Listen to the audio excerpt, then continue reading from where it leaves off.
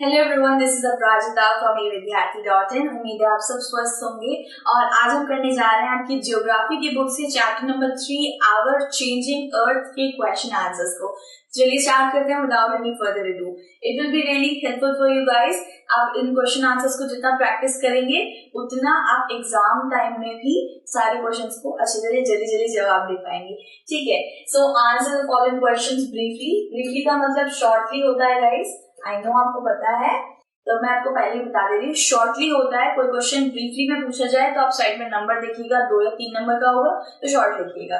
ठीक है, क्वेश्चन क्या है, why do the plates move. Plates, यहाँ पे कौन सी प्लेट्स की बात हो रही है? लिथोस्फेरिक प्लेट्स की बात हो रही है, जो हमने चैप्टर के अंदर पढ़ा था। यानी कि हमारे अर्थ सरफेस, जो हमारी भूमि है, धरती की सतह है, उसके नीचे कुछ ऐसी लेयर्स होती हैं, कुछ ऐसी प्लेट्स होती हैं जिन्हें लिथोस्फेरिक प्लेट्स बोला जाता है। वो क्यों मूव करती हैं? फ्रिक्शन के द्वारा मूव करती हैं।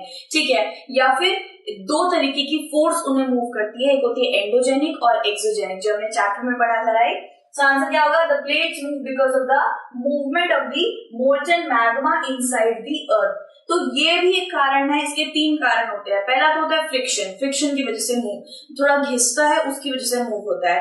दूसरा है मोल्टन मैग्मा की वजह। मोल्टन जो मैग्मा होता है हमारी पृथ्वी के नीचे, वो एसिड उबाल मार रहा होता है। समझ लीजिए ये यहाँ पे उबाल मार रहा है, तो यहाँ पे लिथोस्फेरिक प्लेट्स हैं, तो ये इसको हिलाएंगी ना उबाल से। ठीक है, सो मोल्टन मैग्मा भी एक कारण हो सकता है, और 2 फोर्सेस होती हैं, एंडोजेनिक एक्सोजेनिक। ठीक है, वो भी एक कारण है। अब यहाँ पे जरा देखिए, ये मोल्टन मैग्मा इसको कैसे हिलाता है। देखिए, ये इनर कोर है, ये आउटर कोर है। हमने पढ़ा था ना कि कितने कितने लेयर्स होती है हमारे पृथ्वी के। Inner core, outer core, magma, mantle आ जाता है, फिर लिथोस्फेयर आता है, फिर अर्थ की क्रस्ट आती है, ऐसे करके हमने चैप्टर में पढ़ा था। तो ये देखिए, पहले इधर आ जाता है मेंटल, मेंटल बीच में आता है, और मेंटल जब ऐसे उबाल मारता है तो हमारे लिथोस्फेरिक प्लेट्स को वो हिला देता है। इस वजह से प्लेट्स हिलती हैं। ठीक है, और भी काफी कारण है जो मैंने आपको बता दिए हैं। दूसरा कारण है हमारा एंडोजेनिक फोर्सेस, जिसकी मैंने आप इसको रीड कर दिया कि एंडोजेनिक फोर्सेस कुछ ऐसी फोर्सेस होती है जो इंटीरियर ऑफ द अर्थ से निकलती है। मैंने इसमें अभी क्वेश्चन पूछा गया था कि कैसे करके लिथोस्फेरिक प्लेट्स मूव होती हैं, तो फ्रिक्शन से भी होती है, मोल्टन मैग्मा से भी होती है। और मोल्टन मैग्मा कौन सी फोर्स है? एंडोजेनिक फोर्स है, क्योंकि वो इंटीरियर से आ रहा है, नीचे अंदर से आ रहा है। अगर कोई विंड की वजह से लिथोस्फेरिक प्लेट्स हिलती, पानी की वजह से हिलती, जो हमारे साथ जो रहती है अर्थ पे, उनसे हिलती, तो वो एक्सोजेनिक होती, यानी कि एक्सटीरियर फोर्सेस। लेकिन मोल्टन मैग्मा तो एक इंटीरियर फोर्स है ना, वो अंदर से आ रहा है पृथ्वी के। तो ये एंडोजेनिक फोर्स भी एक और कारण है जिससे लिथोस्फेरिक प्लेट्स हिलती हैं, यानी कि मोल्टन मैग्मा से, फ्रिक्शन से, इन सब से हिलती हैं। ठीक है, एग्जांपल देखिए, वोल्केनोज एंड अर्थक्वेक। तो इंटीरियर का जो आता है, ये जो इंटीरियर फोर्स आती है ना, इससे अर्थक्वेक भी होता है और वोल्केनोज भी इरप्ट होते हैं। ठीक है, अगर हम यहाँ पे देखें तो ये हमारी लिथोस्फेरिक प्लेट्स हैं। मूव क्यों करती हैं? क्योंकि यहाँ पे देखिए मेंटल आ जाता है, जैसे मेंटल उबाल मारता है वैसे ही लिथोस्फेरिक प्लेट्स हिलती हैं। मैग्मा जैसे उबाल मारता है तो लिथोस्फेरिक प्लेट्स मूव करती हैं। ठीक है, अब आ जाता है हमारा question number 2, that is what is erosion. Erosion क्या होता है? हमने जिस चैप्टर में पढ़ा था कि समझ लीजिए एक अर्थ की क्रस्ट है। अर्थ की क्रस्ट पे क्या क्या चीजें होती है? हमारा बालू होता है, मिट्टी होती है, कण होते हैं, और आप कह सकते हैं बहुत ज्यादा रॉक्स होते हैं, सिल्ट होता है, ग्रेवल होता है। ये कुछ ऐसे पदार्थ होते हैं जो अर्थ की क्रस्ट के ऊपर होते हैं, और इनको बहा के ले जाने का काम, या फिर इनको एकदम तोड़ देने का काम, और कहीं पे और जाके डिपॉजिट कर देने का काम, इसे इरोजन बोला जाता है या वेदरिंग बोला जाता है। तो इरोजन के बारे में सबसे पहले पढ़ते हैं। Erosion is the wearing away of the landscape by different agents like water, wind and ice. तो इरोजन एक तरीके का प्रोसेस है जिसके अंदर कौन एजेंट काम करते हैं, कौन एजेंट हेल्प करते हैं? वाटर, विंड और आइस हेल्प करता है।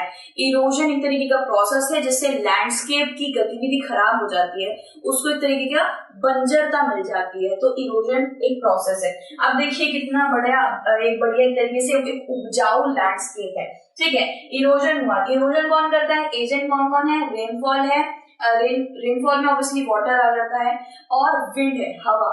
ठीक है। सो ऐसे करके बारिश हो रही है, यहाँ पे सारी मिट्टी है, मिट्टी को बहने में कितना टाइम लगता है और पत्थरों को टूटने में भी कितना टाइम लगता है। सो क्या हो जाता है, ये यहाँ पे कौन सा एजेंट काम कर रहा है, यहाँ पे एजेंट काम कर रहा है वाटर और विंड, यहाँ पे आइस काम नहीं कर रहा है, यहाँ पे वाटर और विंड काम कर रहा है। आइस उन जगहों पे काम करता है जहाँ पे बर्फ होता है, बर्फ के इलाकों पे आइस काम करता है। बर्फ वाली जगहों पे जैसे ग्लेशियर हो गया और पर्वतीय श्रृंखला हो गई जहाँ पे बर्फ जमा रहता है, वहां पे भी ऐसे ही आप रॉक्स कह सकते हैं, सैंड कह सकते हैं, जमा रहते हैं, तो बर्फ उनको ऐसे बहा के ले जाता है, तो वहां पे बर्फ काम करता है। यहाँ पे वाटर और विंड काम कर रहे हैं। कैसे, यहाँ पे बारिश हो रही है और ये सारी मिट्टी को और सारे पत्थरों को एकदम तोड़ दे रहा है, डिटैच कर दे रहा है, देखिए डिटैचमेंट हो रही है। और हवा क्या कर रहा है, हवा बहा के ले जा रहा है और कहीं पे जाके इसको जमा कर दे रहा है, बटोर दे रहा है। इसका मतलब क्या हुआ, उस लैंडस्केप को तो बंजर कर दिया ना, उस लैंडस्केप की सारी अच्छी अच्छी उपजाऊता उसने कहीं और भगा दी। सो इसको इरोजन कहते हैं, यानी कि लैंडस्केप की एक तरीके से कह सकते हैं हालत खराब कर देना, लैंडस्केप की सारी उपजाऊता ले जाके कहीं पे बहा देना, इसे आप इरोजन कह सकते हैं। ठीक है, आगे बढ़ते हैं। क्वेश्चन नंबर 3 है, how are the flood plains form, flood plains कैसे करके फॉर्म होती है। ठीक है, अभी काफी लंबा एक प्रोसेस है क्योंकि ये डायग्रामिक फॉर्म में ही समझा जा सकता है, क्योंकि ऐसे फॉर्म में नहीं। सो मैं आपको डायग्रामिक फॉर्म में पहले समझा दूंगी। ठीक है, सो यहाँ पे देख लीजिए, यहाँ पे मैंने कुछ डायग्रामिक फॉर्म में इसको रखा हुआ है। देखिए, सबसे पहले एक प्लेन है, एक ये प्लेन है। ठीक है, इस प्लेन के अंदर एक पतली सी नदी बनी हुई है, ये पतली सी नदी बनी हुई है। ये पतली सी नदी के अंदर यहाँ से कहीं से बाढ़ आ जाती है, देखिए पूरा भर जाता है। और भर जाने के बाद क्या होता है, ये भर जाने के बाद जैसे ही इसका पानी धीरे धीरे निकल रहा होता है, लेकिन जब तक ये भरा होता है यहाँ पे, तब तक ये किसी चीजों का डिपोजिशन कर देता है। बहुत सारी ऐसी चीजें होती हैं जिनको यहाँ पे डिपोजिट कर देता है, जैसे कि सैंड है, सिल्ट है। सिल्ट छोटे छोटे मतलब एक सैंडी मटेरियल होता है, सिल्ट भी क्ले और सैंड के बीच में एक मटेरियल होता है जिसको सिल्ट कहा जाता है। सिल्ट हो गया, ग्रेवल हो गया, ग्रेवल यानी कि छोटे छोटे पत्थर हो गए। तो ये सारी चीजें उपजाऊ कृति के लिए होती है, मतलब कि ये सारी चीजें लैंडस्केप के ऊपर होती हैं और ये लैंडस्केप को उपजाऊ रखती है। ठीक है, सैंड, रॉक्स, इन सब का होना हमारी लैंडस्केप पे जरूरी है।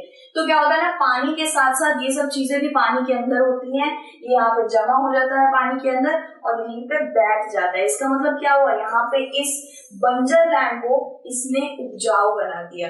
ठीक है, अगर हम यहाँ देखेंगे तो यहाँ पे होगा प्लेन विद नैरो चैनल। पहले तो आपने देखा कि यहाँ पे नैरो चैनल बना हुआ है, एकदम प्लेन है। यहाँ पे फ्लड प्लेन इसे इसलिए बोला जाता है, यानी कि एक प्लेन सरफेस पे, एक बिल्कुल फ्लैट सरफेस पे बाढ़ आ जाना, इसे फ्लड प्लेन बोला जाता है। तो यहाँ पे हमें क्या मिल रहा है, यहाँ पे हमें प्लेन विद नैरो चैनल मिल रहा है। देखिए एकदम नैरो सा चैनल है इसका। और फिर क्या होता है, ये फिर फ्लड हो जाता है, यहाँ पे बाढ़ आ जाती है, gets flooded, becomes flood plain. फिर ये फ्लड प्लेन का नाम दे दिया जाता है इसको। डिपोजिशन ऑफ सैंड, सिल्ट, उसके बाद क्या होता है, जब तक ये पानी यहाँ पे रहता है तब तक उसके पानी के अंदर से सारा पत्थर हो गया और सैंड हो गया, ये सब यहाँ पे बैठ जाता है, डिपॉजिट हो जाता है। ठीक है, water gets mixed with other river. और उसके बाद क्या होता है, उसके बाद धीरे धीरे बाढ़ तो शांत होती है ना, तो ये पानी क्या होता है, धीरे धीरे किसी और नदी में मिल जाता है जाके। ठीक है, सो नदी में मिल गया वो अच्छी बात है, लेकिन यहाँ पे बहुत सारी चीजें डिपॉजिट कर गया पानी के साथ। क्या क्या चीजें डिपॉजिट हुई, सैंड, सिल्ट, ग्रेवल, रॉक्स, ये सब डिपॉजिट करके यहाँ पे उपजाऊ एक भूमि बना गया ये पानी। ठीक है, ये फ्लड एक भूमि बना गया जो काफी उपजाऊ है। तो ये जो यहाँ जो आपको सरफेस दिख रहा है, लैवी सरफेस, ये सब जो सरफेस दिख रहा है, यहाँ पे अगर कोई इंसान खेती करे तो उसकी खेती काफी उपजाऊ खेती मानी जाएगी। ठीक है, तो आप एक जरा हम लोग फ्लड प्लेन का डायग्रामिक फॉर्म में लिखिए, अब आंसर भी करते हैं। Flood plains are formed in the following manner. तो फॉलोइंग मैनर में क्या क्या है, during rain rivers overflow their banks. जब बहुत ज्यादा बारिश हो जाती है, बहुत ज्यादा, तब ये कुछ रिवर होते हैं, पतले पतले रिवर, जो फ्लड की वजह से बहुत ज्यादा इन पे बाढ़ आ जाती है। ठीक है, बाढ़ आने के बाद ये ओवरफ्लो कर जाते हैं। ठीक है, उसके बाद क्या है, this leads to the flooding of the nearby areas.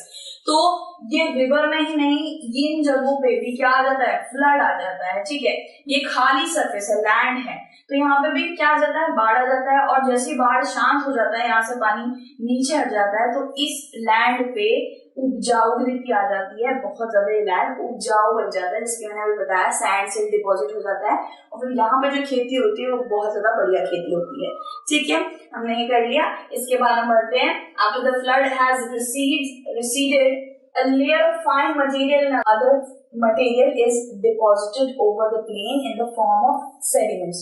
तो क्या होता है बेसिकली, यहाँ पे देखिए after the flood has receded, जैसे ही फ्लड थोड़ा शांत हो जाता है, ठीक हो जाता है, तो एक लेयर जम जाती है मटेरियल की, सैंड सिल्ट इन सब की उपजाऊ चीजों की, मटेरियल की एक लेयर यहाँ पे छोड़ जाता है।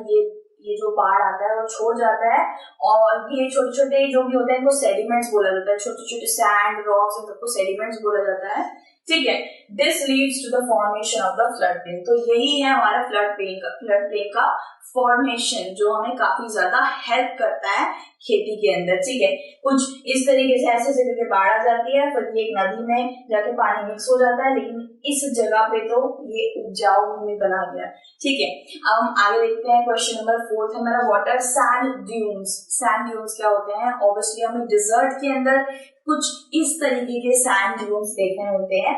ये एकदम ऐसे करके एकदम इस तरीके का शेप्स बना रखे होते हैं जो बहुत सुंदर लगते हैं, ऐसे लगता है कोई बना के गया है, बट ये भी एक नेचुरल प्रोसेस से ये ड्यून्स बनते हैं। ठीक है, तो देखते हैं आंसर क्या है। Sand dunes are low hill like structures formed by the deposition of sand in the desert। तो क्या होता है ना, जो डिजर्ट है उसके अंदर जो मिट्टी रेत होती है बहुत ज्यादा पतली होती है, बहुत ज्यादा हल्की होती है, तो एयर क्या करता है, एयर उसको इधर से उधर बहा के लेके जाता रहता है और ये स्ट्रक्चर बना देता है कुछ इस तरीके के। लो हिल मतलब एकदम ऐसे करके, अगर आप हाई हिल बोले तो हाई हिल तो ये हो गया, लो हिल मतलब कुछ इस तरीके के ऐसे करके स्ट्रक्चर्स बना देता है। कभी विंड ऐसे करके यहाँ से आती है, कभी विंड ऐसे करके आ जाती है, तो एक तरीके का ये माउंटेड छोटे छोटे स्ट्रक्चर्स बना देता है। तो ये काम किसका होता है? विंड का काम होता है डेजर्ट के अंदर। ठीक है, तो ऐसे ही हमारे सैंड ड्यून्स क्या होते हैं? डिपोजिशन ऑफ क्या सैंड की वजह से ये सैंड ड्यून्स बनते हैं, और ये कौन करता है? विंड करता है। ठीक है, क्वेश्चन नंबर 5 क्या है? How are beaches form. Beaches कैसे फॉर्म होते हैं? ठीक है, सो ऑब्वियसली मैं आपको पहले ही बता दूं कि कुछ इस तरीके के बीचेस हमने देखे हैं, किसने नहीं देखे। तो बीचेस तो जिस तरीके के होते हैं, और यहाँ पे क्या होता है, जैसे आपको तो पता ही है, पानी में अगर आप कभी भी तैरने जाएंगे, कभी भी आप स्विमिंग पूल इन सब में, लाइक स्विमिंग पूल में तो पानी बहुत साफ होता है, लेकिन अगर आप ऐसे करके किसी सी के अंदर, रिवर के अंदर, लेक के अंदर, फिर ओशन के अंदर तैरने जाएंगे, तो उसके अंदर आपकी बॉडी पे थोड़ा मिट्टी भाव भी लगेगा, क्योंकि हमारे सी, ओशन, रिवर्स के अंदर सॉल्ट बहुत रहता है, और आप कह सकते हैं मिट्टी रहती है, रॉक्स भी रहते हैं। तो क्या होता रहता है, यहाँ पे ये ऐसे करके आती रहती है, इसको सी शोर कहते हैं, यानी कि तट। इसको हिंदी में बोला जाए तो इसको तट बोला जाता है, यानी कि कोना। ठीक है, तो इसको सी शोर बोला जाता है। जैसे यहाँ से पानी से बाहर क्या आता है, पानी तो वापस चला जाता है, लेकिन यहाँ पे क्या, यहाँ पे डिपॉजिट क्या कर जाता है, सैंड, रॉक्स, इन सबको डिपॉजिट कर जाता है। कभी कभी तो घोंगे नहीं होते, बहुत सारे जैसे क्लैम्स होते हैं, बहुत अलग अलग जो एक्वेटिक एनिमल्स होते हैं, उन लोगों को भी कभी कभी यहाँ तट पे छोड़ जाता है। कभी कभी तो मछलियां होती हैं, केकड़े होते हैं, वो लोग यहाँ पे बहाते ऐसे तट पे आ जाते हैं। सो पानी क्या करता है, पानी सारे के सारे सैंड, सिल्ट, ग्रेवल, इन सबको यहाँ पे डिपॉजिट करके वापस चला जाता है। सो ऐसे ही बीच का निर्माण होता है। ऐसे करते करते वो लेयर काफी मोटी होती जाती है, जिसके ऊपर इंसान आराम से चल पाए, और ऐसे ही बीचेस का निर्माण हो जाता है। तो आंसर क्या बताया है? Sea waves strikes the coast. Sea waves क्या करती है, बड़ी बड़ी लहरें कोस्ट को, यानी कि तट को स्ट्राइक करके वापस चली जाती हैं। They erode the coast and carry the eroded material in the form of silt and other material। So ऐसी करती हैं कि इस जगह को पूरे इस तरीके से एक लेयर टाइप बना देती है सैंड की, सिल्ट की, ग्रेवल की। ठीक है, सो इस तरीके से हमारे बीचेस फॉर्म होते हैं। ठीक है, एंड मैं जो मटेरियल की बात कर रही थी वो मटेरियल्स ये हैं, जैसे कि आप ले लीजिए ग्रेवल, ले लीजिए, ये कुछ ऐसे पत्थर होते हैं जो हमने काफी ज्यादा कंस्ट्रक्शन साइट्स में देखे ही हैं।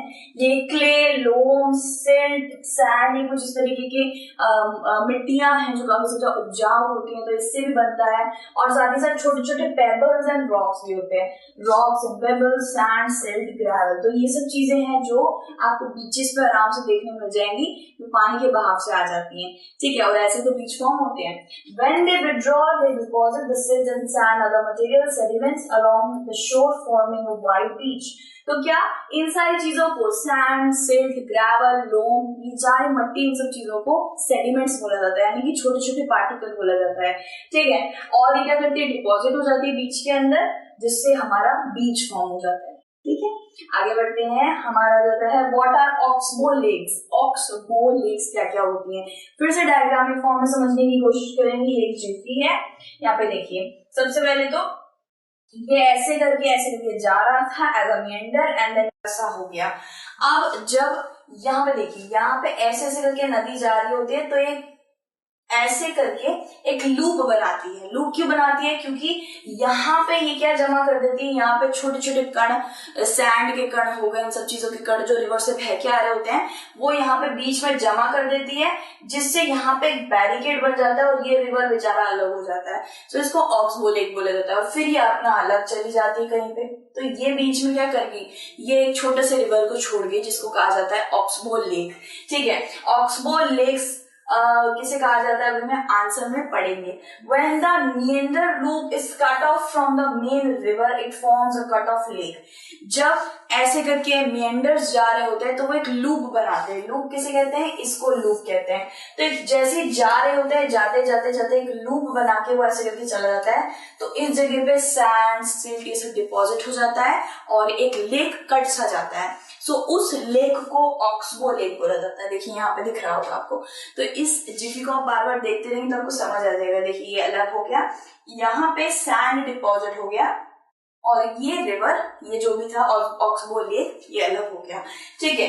तो यहाँ पे क्या बोला है, its shape is like an oxbow, hence the cut off lake is called an oxbow lake. Oxbow lake, बिल्कुल ये आपने देखा है, बो देखा है, ऐसे करके होता है बो, तो हाफ बो को इस रिवर का नाम दे दिया, यानी कि हाफ बो है, ऑक्सबो, ठीक है।